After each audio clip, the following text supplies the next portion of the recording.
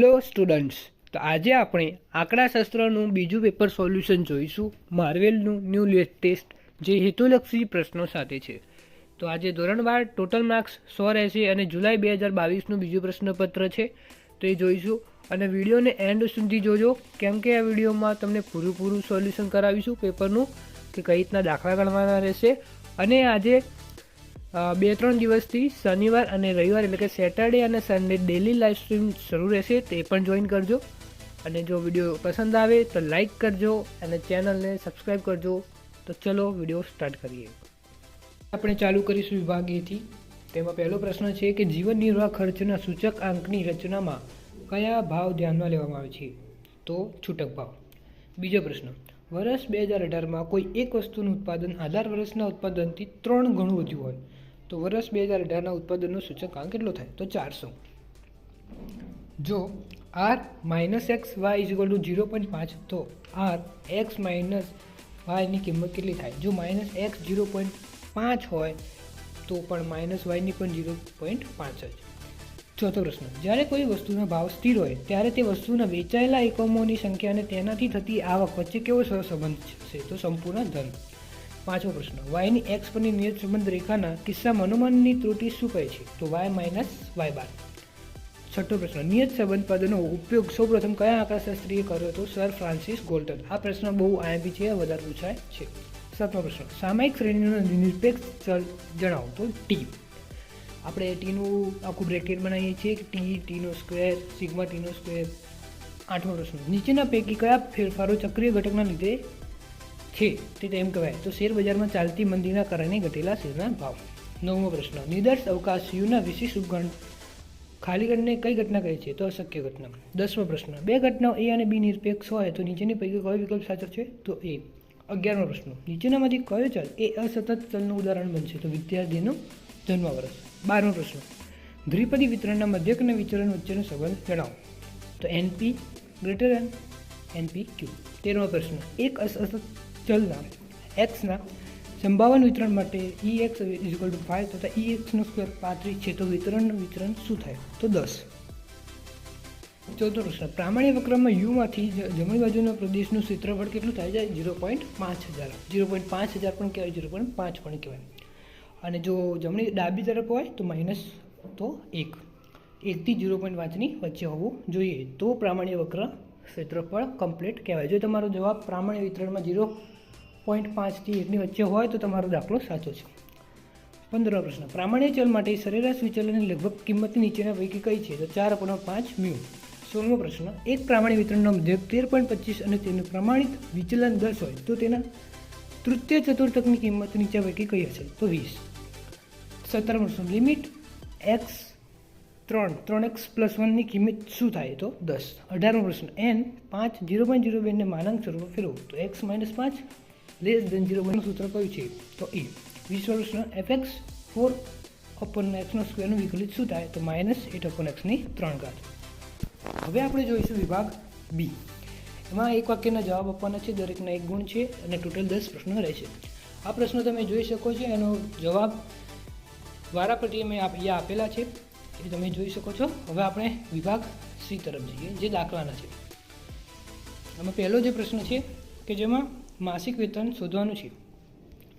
એમાં માસિક વેતન શોધવા માટે સરેરાશ માસિક વેતન અપૂર્ણ જીવન નિર્વાહ ખર્ચનો સૂચકાંક ગુણ્યા 100 આ સૂત્ર વાપરશું તો આપણને મળશે માસિક વેતન. એના પછીનો પ્રશ્ન 32, 33, 34 અને 35નો પ્રશ્ન છે, એ આપણે નીચે જોઈશું. દાખલા કઈ રીતના આવશે? કોવી XY નું સૂત્ર છે, કોવી XY અપૂર્ણમાં RX SX × SY. કોવી XY આપણને આપેલા છે, SX પણ આપેલા છે અને SY પણ આપેલા છે. કિંમત મૂકીને આપણે દાખલો પૂરો કરીશું તો એનો જવાબ આવશે 0.67. એના પછીનો પ્રશ્ન કે જેમાં એ x = 10. એના પછી સાનુકૂળ પરિણામો કોને કહે છે? એ આપેલું છે. એના પછી યોગ ઘટના કોને કહે છે? એ આપેલું છે. પછી 36, 37, 38 અને 39મો પ્રશ્ન એ કઈ રીતના ગણવાનું છે આપણે જોઈશું. એમાં જે મધ્યક એટલે કે NP, મધ્યકને NP કહે છે એટલે કે 4 છે અને વિચરણને NPQ કહે છે એટલે કે 2 છે. હવે એના પ્રાચાળો શોધવાના છે. તો Q = NPQ/NP એટલે આપણને Q મળશે. પછી P માંથી 1 - Q કરશું એટલે આપણને મળશે 1/2, એ આપણને P મળશે. પછી NP ક્યુ હતું એને આપણે પીની જગ્યાએ જે જવાબ મળ્યો 1/2 એ મૂકીશું એટલે આપણને મળશે n/8. એના પછી નો દાખલો જેમાં K1 આપણને 20 મળે છે અને K2 આપણને 20.5 મળે છે. એના પછીનો લિમિટ x બાર x ઇન્ટુ x ની 2 એટલે x નો 5 માઇનસ 32 x માઇનસ 2.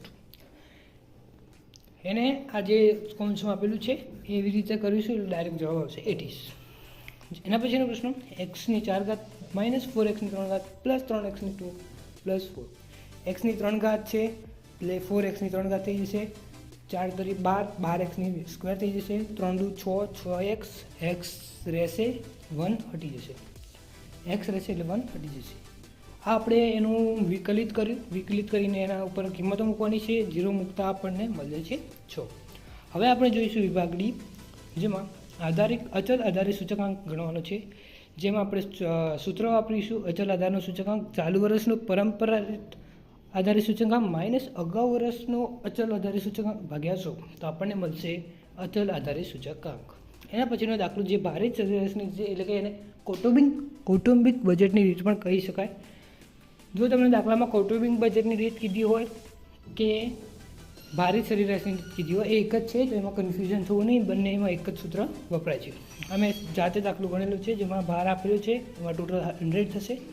આઈ શોધવાનું છે અને આઈ અને ડબલ્યુ, ભારને ડબલ્યુ કહેવાય છે એટલે ભારનું અને આઈને ગુણાકાર કરતાં જે બી ટોટલ મળે છે આપણને મળે છે 14,550. એને ભાગતા આઈ એટલે કે ભારને ભાગતા આપણને જવાબ મળે છે 145.50. એના પછીનો પ્રશ્ન 42 કે જેમાં આપણે સહસંબંધકનો ક્રમાંક સહસંબંધક એક સહસંબંધક હોય છે કે જેમાં ખાલી x minus x bar into y minus y બારનો સૂત્ર લઈને ખાલી સહસંબંધક શોધવાનું છે. અને આ ક્રમાંક સહસંબંધક છે તેમાં rx માઇનસ ry વાળું સૂત્ર આવશે કે જેમાં rx અને ry જે મોટી કિંમત છે એને નંબરો આપીને ડીમાં rx માઇનસ rથી બાદ કરી ડીનો સ્ક્વેર કરવાનો છે.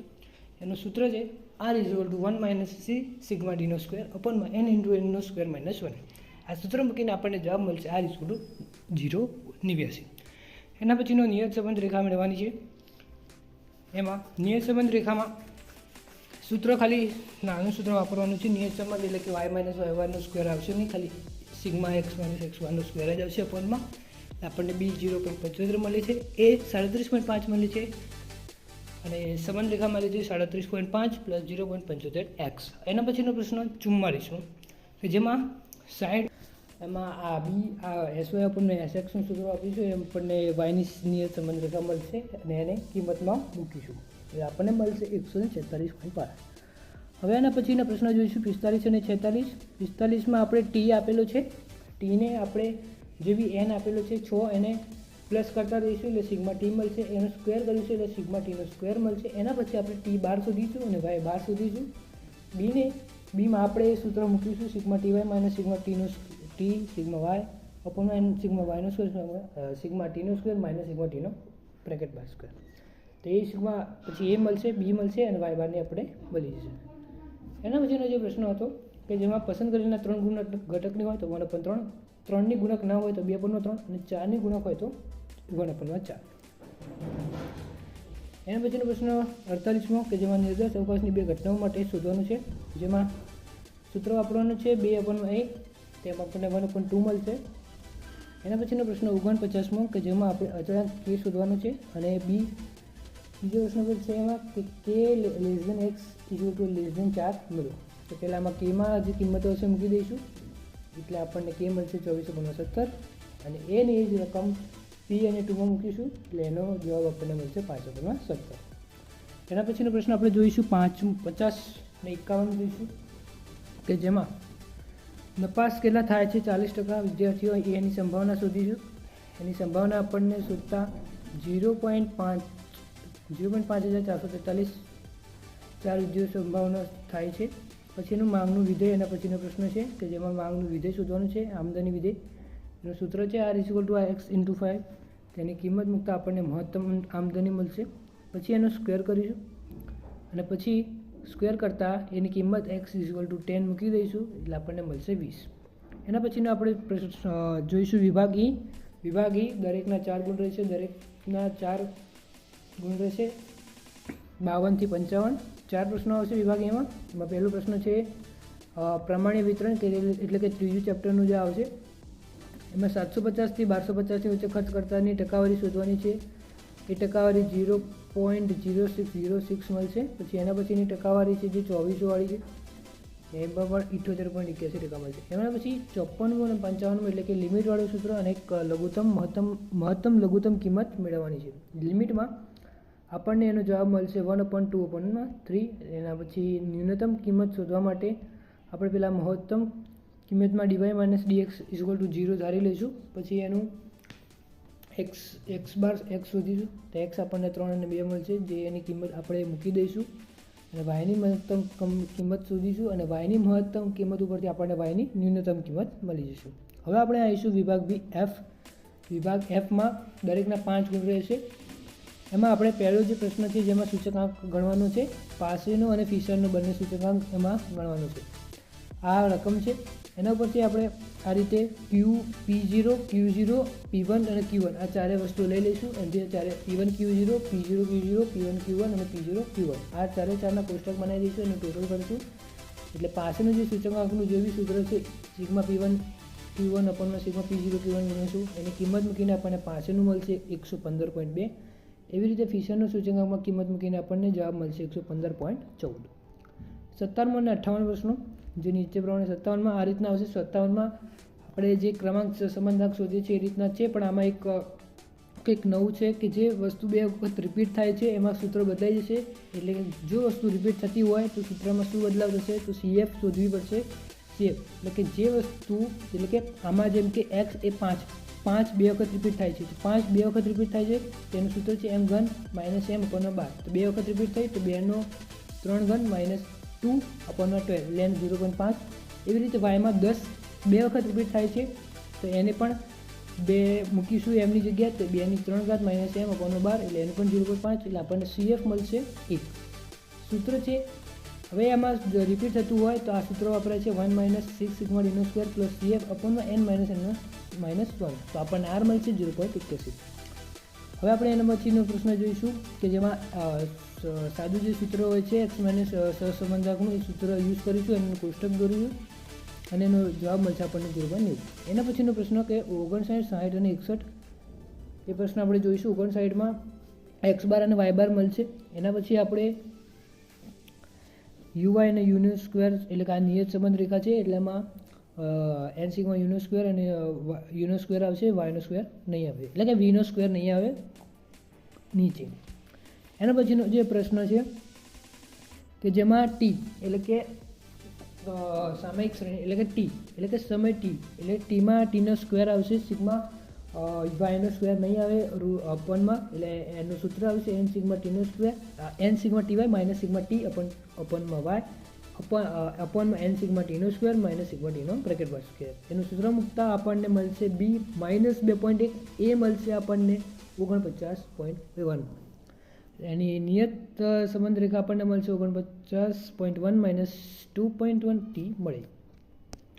એના પછીનો 4 માસનો ચલિત સરેરાશ શોધવાની છે. એ આ રીતે શોધીશું. 2 કિંમતના સરવાળા કરીશું.